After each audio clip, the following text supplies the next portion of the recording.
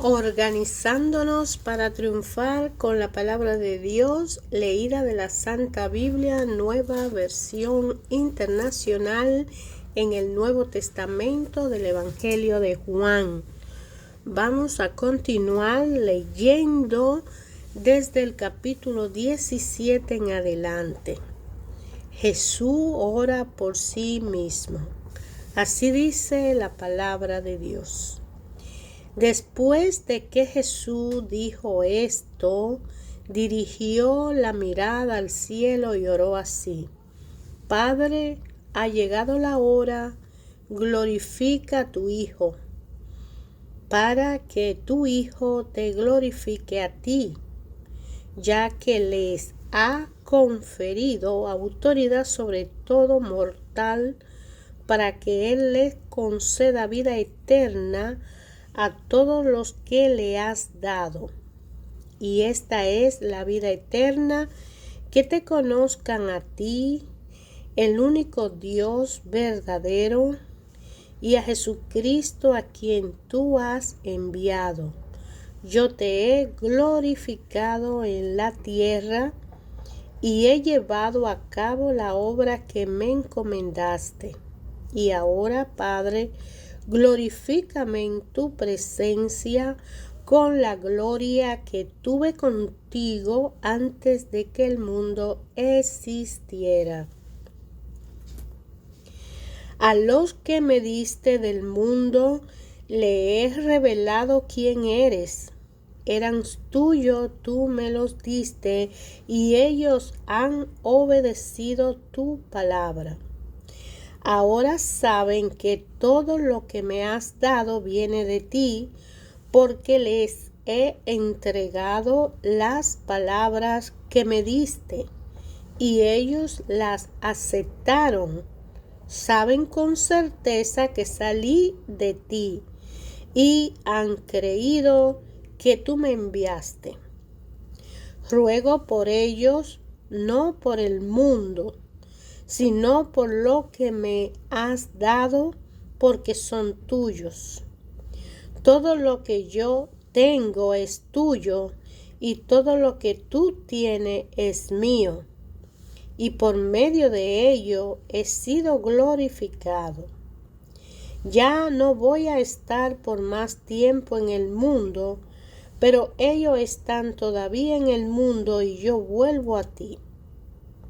Padre Santo, protégelo con el poder de tu nombre, el nombre que me diste, para que sean unos, lo mismo que nosotros. Mientras estaba con ellos, lo protegía y lo preservaba mediante el nombre que me diste, y ninguno se perdió sino aquel que nació para perderse, a fin de que se cumpliera las Escrituras. Ahora vuelvo a ti, pero digo estas cosas mientras todavía estoy en el mundo, para que tengan mi alegría en plenitud. Yo le he entregado tu palabra, y el mundo lo has odiado porque no son del mundo, como tampoco yo soy del mundo. No te pido que lo quites del mundo, sino que los protejas del maligno. Ellos no son del mundo, como tampoco soy yo. Santifícalo en la verdad. Tu palabra es la verdad. Como tú me enviaste al mundo, yo los envío también al mundo, y por ellos me santifico a mí mismo, para que también ellos sean santificados en la verdad. No ruego solo por estos, ruego también por los que han de creer en mí por el mensaje de ellos, para que todos sean unos, Padre, así como tú estás en mí y yo en ti. Permite que ellos también estén en nosotros, para que el mundo crea que tú me has enviado. Yo le he dado la gloria que me diste, para que sean unos, así como nosotros somos unos, yo en ello y tú en mí. Permite que alcancen la perfección en la unidad, y así el mundo reconozca que tú me enviaste y que lo has amado a ellos tal como me has amado a mí. Padre, quiero que los que me has dado estén conmigo donde yo estoy. Que vean mi gloria, la gloria que me has dado, porque me amaste desde antes de la creación del mundo. Padre justo, aunque el mundo no te conoce, yo sí te conozco, y estos reconocen que tú me enviaste. Yo le he dado a conocer quién eres y seguiré haciéndolo, para que el amor con que me has amado esté en ellos y yo mismo esté en ellos. Cuando Jesús terminó de orar, salió con sus discípulos y cruzó el arroyo de Cedrón. Al otro lado había un huerto en el que entró con sus discípulos.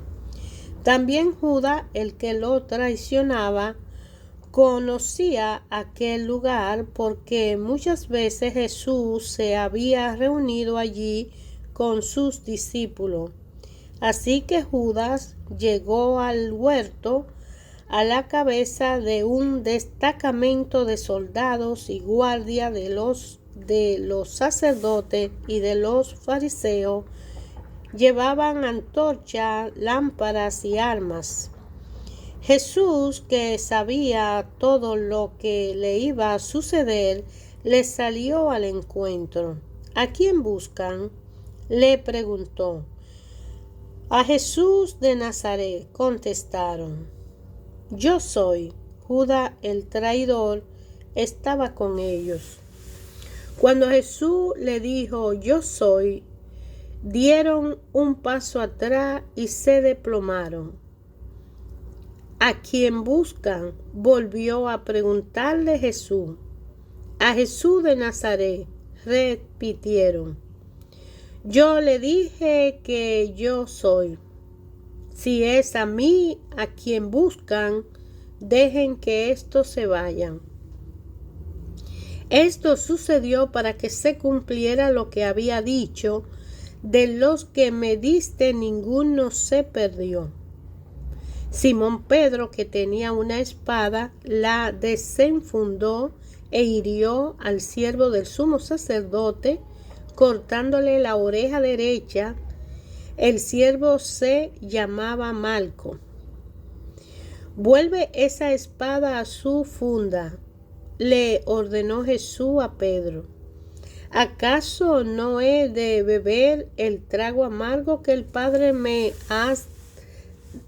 da a beber?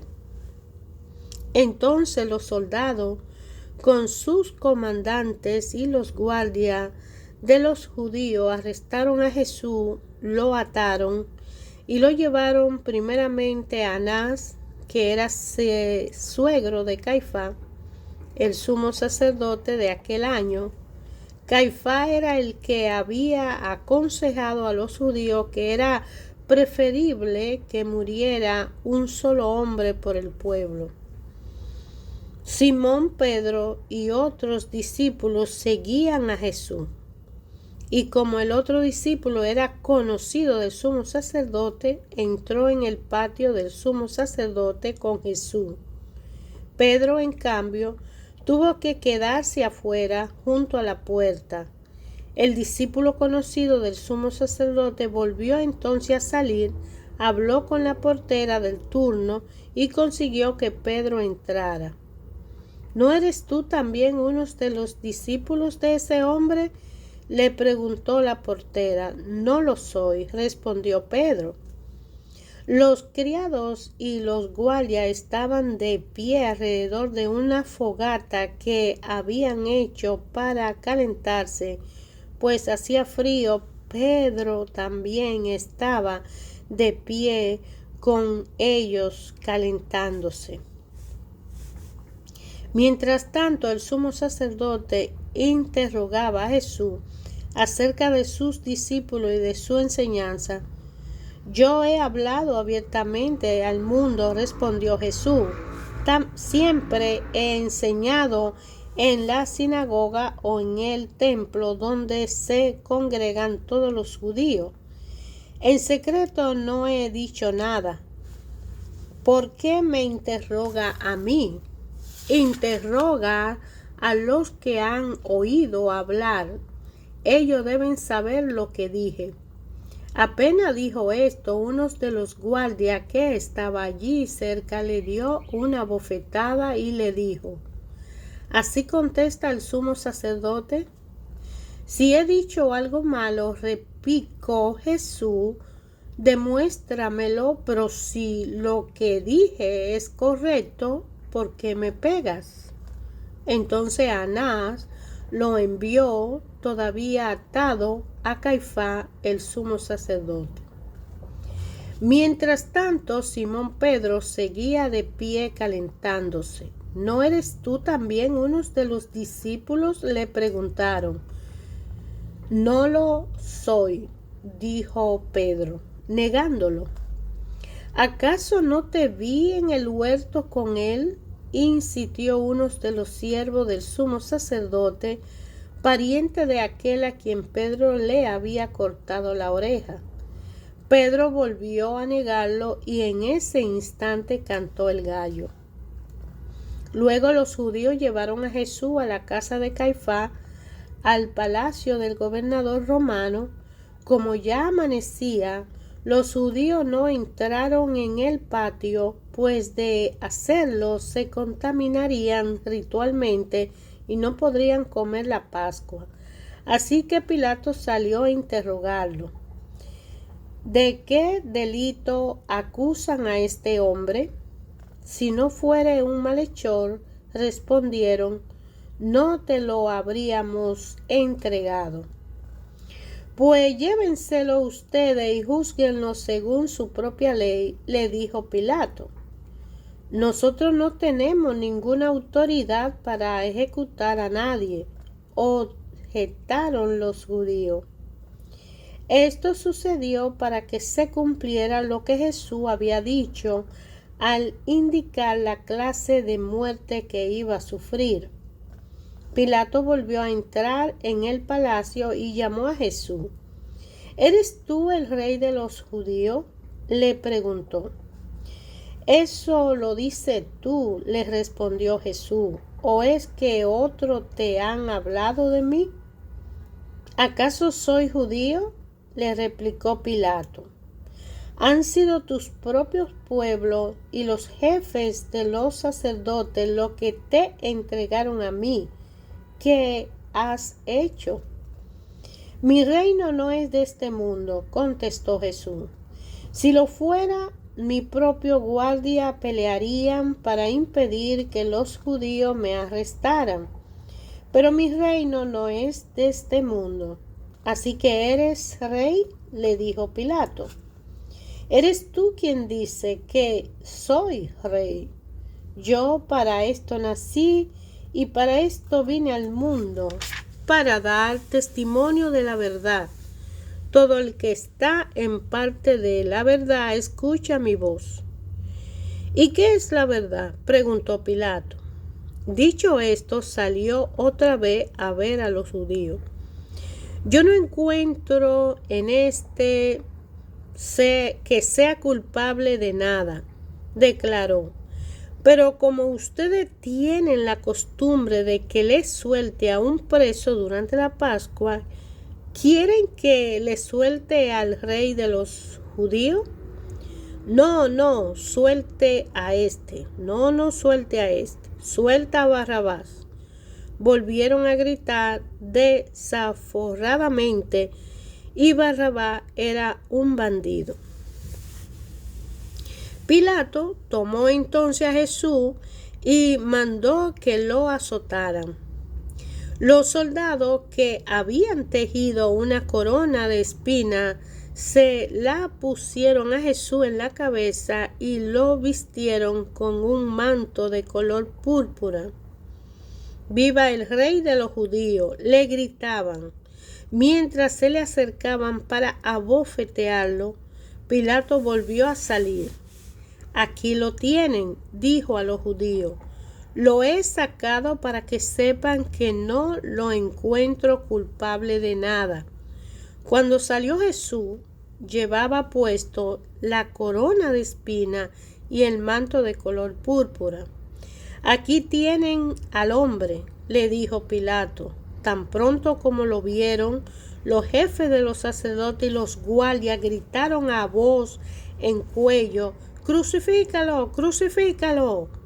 «Pues llévenselo y crucifíquenlo ustedes», replicó Pilato. «Por mi parte no lo encuentro culpable de nada. Nosotros tenemos una ley y según esa ley debe morir porque se ha hecho pasar por hijo de Dios», insistieron los judíos. Al oír esto, Pilato se aterrorizó aún más, así que entró de nuevo en el palacio y le preguntó a Jesús: «¿De dónde eres tú?». Pero Jesús no le contestó nada. «¿Te niega a hablarme?», le dijo Pilato. «¿No te das cuenta de que tengo poder para ponerte en libertad o para mandar que te crucifiquen?».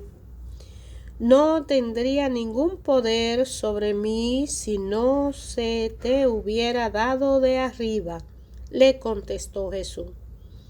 «Por eso el que me puso en tus manos es culpable de un pecado más grande».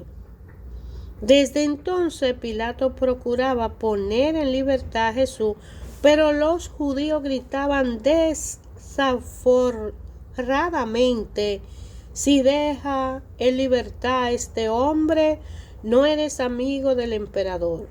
Cualquiera que pretenda ser rey se hace su enemigo».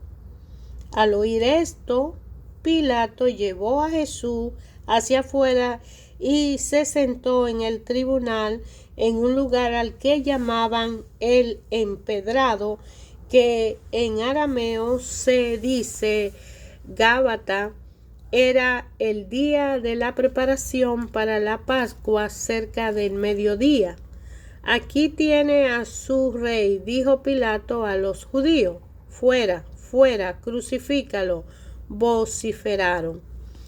«¿Acaso voy a crucificar a su rey?», replicó Pilato.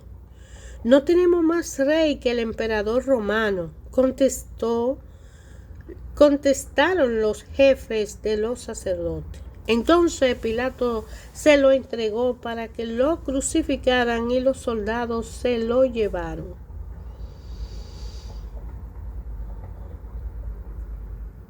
Jesús salió cargando su propia cruz hacia el lugar de las calaveras, que en arameo se llama Gólgota.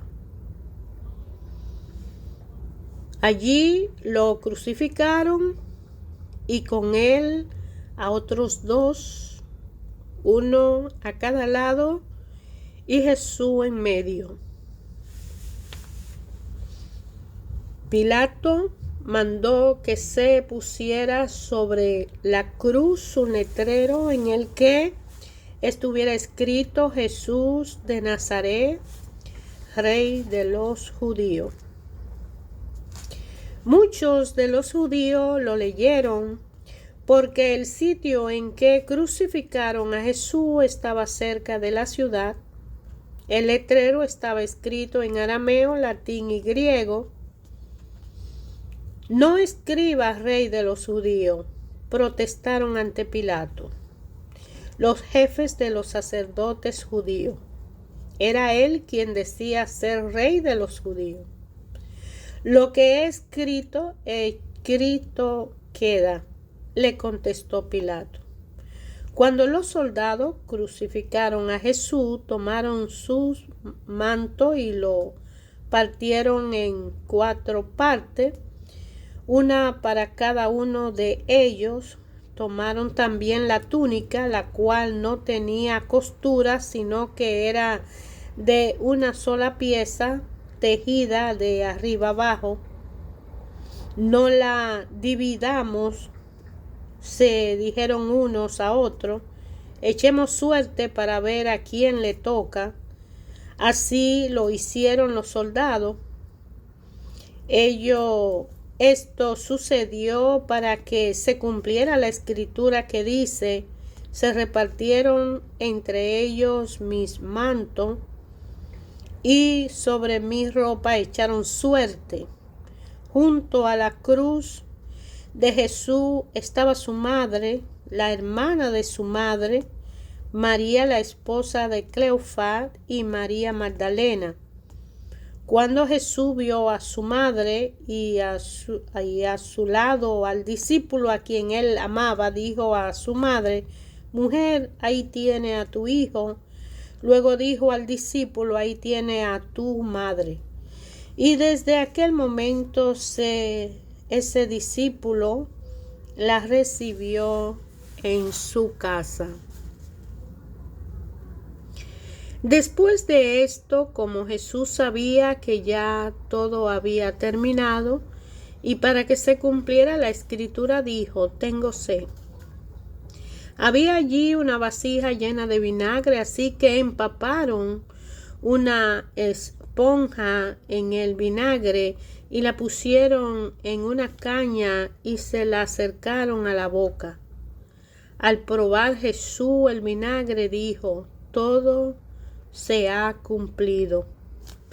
Luego inclinó la cabeza y entregó el espíritu. Era el día de la preparación para la Pascua. Los judíos no querían que los cuerpos permanecieran en la cruz en sábado, por ser este un día muy solemne. Así que le pidieron a Pilato ordenar que le quebraran las piernas a los crucificados y bajaran sus cuerpos. Fueron entonces a los soldados y le quebraron las piernas al primer hombre que había sido crucificado con Jesús y luego al otro. Pero cuando se acercaron a Jesús y vieron que ya estaba muerto, no le quebraron las piernas, sino que uno de los soldados le abrió el costado con una lanza y al instante le brotó sangre y agua. El que lo vio ha dado testimonio de ello y su testimonio es verídico. Él sabe que dice la verdad. Para que también ustedes crean, estas cosas sucedieron para que se cumpliese la escritura. No le quebrarán ningún hueso y, como dice esta escritura, mirarán al que han traspasado. Después de esto, José de Arimatea le pidió a Pilato el cuerpo de Jesús. José era discípulo de Jesús, aunque en secreto por miedo a los judíos. Con el permiso de Pilato, José fue y retiró el cuerpo. También Nicodemo, el que antes había visitado a Jesús de noche, llegó con unos 34 kilos de una mezcla de mirra y aloe. Ambos tomaron el cuerpo de Jesús y, conforme a la costumbre judía de dar sepultura, lo envolvieron en venda con las especias aromáticas.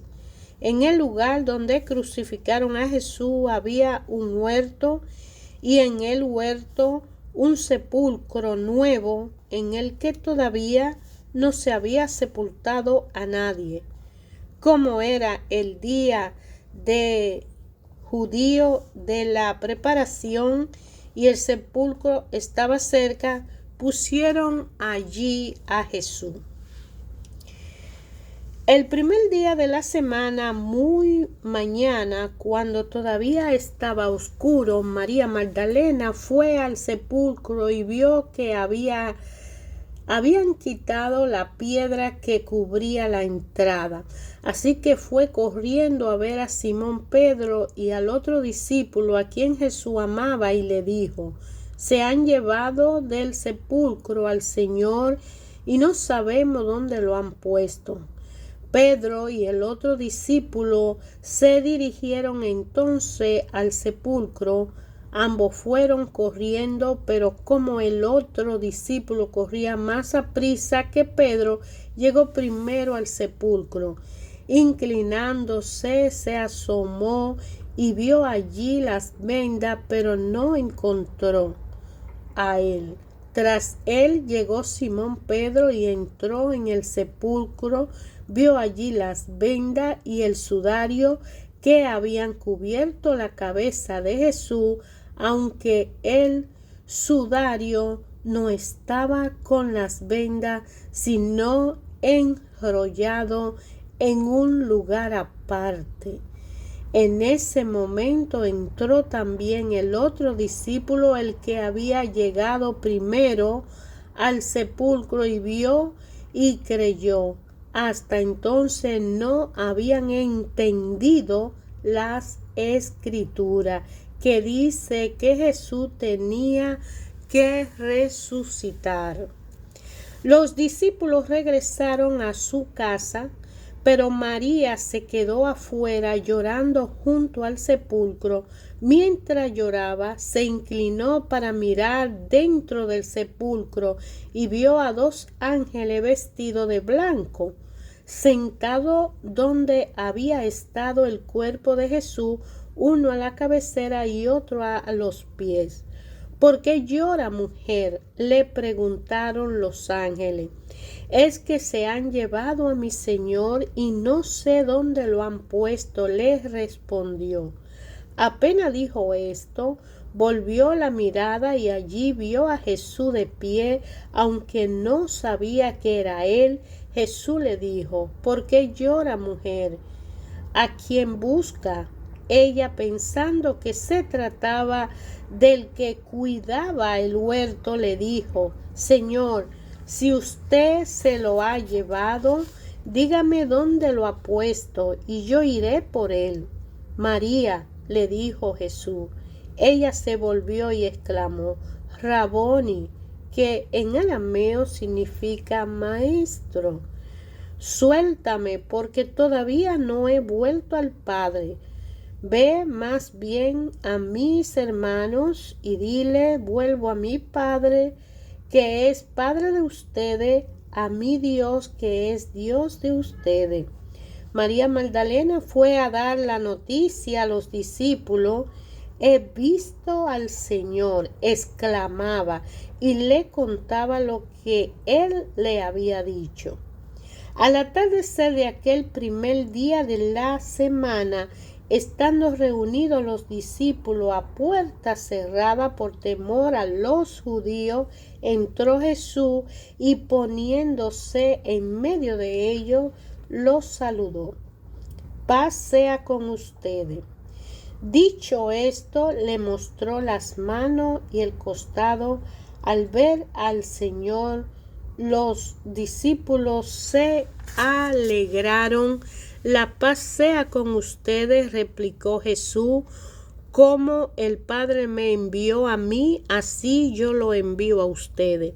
Acto seguido sopló sobre ellos y le dijo: reciban el Espíritu Santo. A quienes les perdonen sus pecados les serán perdonados, a quienes no se lo perdonen no les serán perdonados. Tomás, al que apodaban el Gemelo y que era uno de los 12, no estaba con los discípulos cuando llegó Jesús. Así que los otros discípulos le dijeron: hemos visto al Señor. mientras no vea yo la marca de los clavos en sus manos y meta mi dedo en la marca y mi mano en su costado, no lo creeré, repuso Tomás. Una semana más tarde estaban los discípulos de nuevo en la casa y Tomás estaba con ellos, aunque la puerta estaba cerrada. Jesús entró y poniéndose en medio de ellos los saludó. La paz sea con ustedes. Luego le dijo a Tomás: pon tu dedo aquí, mira mis manos, acerca tu mano y métela en mi costado, y no sea incrédulo, sino hombre de fe. Señor mío y Dios mío, exclamó Tomás. Porque me ha visto, ha creído, le dijo Jesús. Dichosos los que no han visto y sin embargo creen. Jesús hizo muchas otras señales milagrosas en presencia de sus discípulos, las cuales no están registradas en este libro, pero estas se han escrito para que ustedes crean que Jesús es el Cristo, el Hijo de Dios, y para que al creer en su nombre tengan vida. Después de esto, Jesús se apareció de nuevo a sus discípulos junto al lago de Tiberíades. Sucedió de esta manera. Estaban juntos Simón Pedro, Tomás, al que apodaban el gemelo, Natanael, el de Caná de Galilea, los hijos de Zebedeo y los 2 discípulos. Me voy a pescar, dijo Simón Pedro. Nos vamos contigo, contestaron ellos. Salieron pues de allí y se embarcaron, pero esa noche no pescaron nada. Al despuntar el alba, Jesús se hizo presencia en la orilla, pero los discípulos no se dieron cuenta de que era él. Muchachos, ¿no tienen algo de comer?, le preguntó Jesús. No, respondieron ellos. Tiren las redes a la derecha de la barca y pescarán algo. Así lo hicieron y era tal la cantidad de pescado que ya no podían sacar la red. El Señor dijo a Pedro, el discípulo a quien Jesús amaba, tan pronto como Simón Pedro le oyó decir: es el Señor, se puso la ropa, pues estaba semidesnudo, y se tiró al agua. Los otros discípulos lo siguieron en la barca, arrastrando las redes llenas de pescado, pues estaban a escasos metros de la orilla. Al desembarcar vieron unas brasas con un pescado encima y un pan. Traigan algunos de los pescados que acaban de sacar, le dijo Jesús. Simón Pedro subió a bordo y arrastró hasta la orilla la red, la cual estaba llena de pescado de buen tamaño. Eran 153, pero a pesar de ser tanto, la red no se rompió. Vengan a desayunar, le dijo Jesús. Ninguno de los discípulos se atrevía a preguntar: ¿quién eres tú?, porque sabían que era el Señor. Jesús se acercó, tomó el pan y se los dio a ellos, e hizo lo mismo en el pescado. Esta fue la tercera vez que Jesús se apareció a sus discípulos después de haber resucitado. Cuando terminaron de desayunar, Jesús le preguntó a Simón Pedro: Simón, hijo de Juan, ¿me amas más que a estos? Sí, Señor, tú sabes que te quiero, contestó Pedro. Apacienta mis corderos, le dijo Jesús, y volvió a preguntarle: Simón, hijo de Juan, ¿me amas? Sí, Señor, tú sabes que te quiero, cuida de mis ovejas. Por tercera vez Jesús le preguntó: Simón, hijo de Juan, ¿me quieres? A Pedro le dolió que por tercera vez Jesús le hubiera preguntado: ¿me quiere? Así que le dijo: Señor, tú sabes todo, tú sabes que te quiero. Apacienta mis ovejas, le dijo Jesús. De veras te aseguro que cuando era más joven te vestía tú mismo e iba a donde quería. Pero cuando sea viejo extenderá las manos y otros te vestirán y te llevarán a donde no quieres ir. Esto dijo Jesús para dar a entender la clase de muerte con que Pedro glorificaría a Dios. Después de esto añadió: sígueme. Al volverse Pedro vio que lo seguía el discípulo a quien Jesús amaba, el mismo que en la cena se había reclinado sobre Jesús y le había dicho: Señor, ¿quién es el que te va a traicionar? Al verlo, Pedro preguntó: Señor, ¿y este qué? Si quiero que él permanezca vivo hasta que yo vuelva, ¿a ti qué?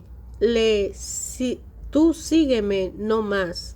Por este motivo corrió entre hermanos el rumor de que aquel discípulo no moriría, pero Jesús no dijo que no moriría, sino que solamente: si quiero que él permanezca vivo hasta que yo vuelva, ¿a ti qué?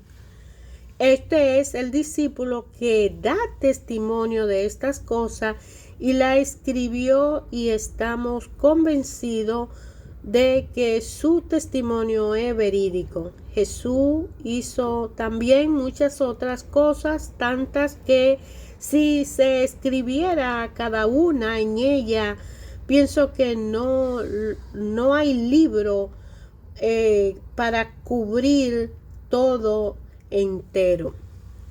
Palabra del Señor.